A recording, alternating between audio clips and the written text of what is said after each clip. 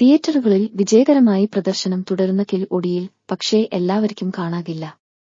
Bollywood action സിനിമകളുടെ ചരിത്രം മാറ്റിയെഴുതിയ ചിത്രമാണ് കിൽ. നിഖിൽ നാഗേഷ് ഭട്ട് രചനയും സംവിധാനവും നിർവഹിച്ച ചിത്രത്തിൽ ലക്ഷ്യ, തന്യ, രാഘവ്, അഭിഷേക് ചൗഹാൻ, ആശിഷ് വിദ്യാർത്ഥി എന്നിവരാണ് വേഷമിട്ടത്. കളക്ഷൻ കണക്കുകൾ എന്നതിനപ്പുറം മികച്ച അഭിപ്രായമാണ് ചിത്രം നേടിയിരിക്കുന്നത്. ആഗോളതലത്തിൽ ഏകദേശം 41 കോടിയോളം നേടിക്കഴിഞ്ഞു. അതിനിടെ ഒടിയിൽ കിൽ പ്രദർശനത്തിനെത്തിക്കഴിഞ്ഞു എന്നതാണ് ശ്രദ്ധേയം. എന്നാൽ എല്ലാവർക്കും കാണാൻ സാധിക്കില്ല.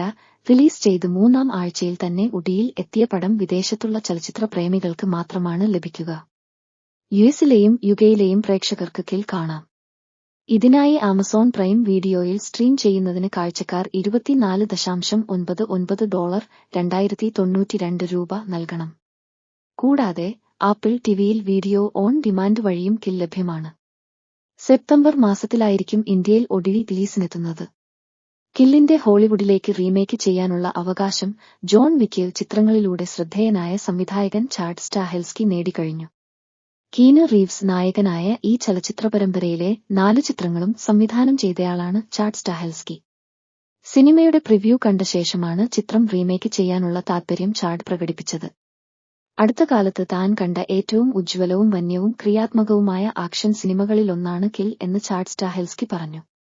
പ്രേക്ഷകർ കണ്ടിരിക്കേണ്ട സംഘട്ടനങ്ങളാണ് സംവിധായകൻ നിഖിൽ അവതരിപ്പിച്ചിരിക്കുന്നത്. ചിത്രത്തിന് ഒരു ഇംഗ്ലീഷ് ഭാഷാ പതിപ്പ് വികസിപ്പിക്കുന്നത് ആവേശകരമായ കാര്യമാണെന്നും അദ്ദേഹം പറഞ്ഞു. കിൽ റീമേക്ക് ചെയ്യുന്ന കാര്യം Lionsgate motion pictures studio group chair Adam ഫോഗേൾസണും ഏതാനും ദിവസങ്ങൾക്ക് മുൻപ് സ്ഥിരീകരിച്ചതാണ്. കരൺ ജോഹർ, അപൂർവ മേത്ത എന്നിവരുടെ ധർമ്മ പ്രൊഡക്ഷൻസ്, ഗുണീത് മോംഗ്, അജിൻ ജെയിൻ എന്നിവരുടെ സിക്യ എന്റർടൈൻമെന്റ് എന്നിവരാണ് കിൽ നിർമ്മിച്ചിരിക്കുന്നത്.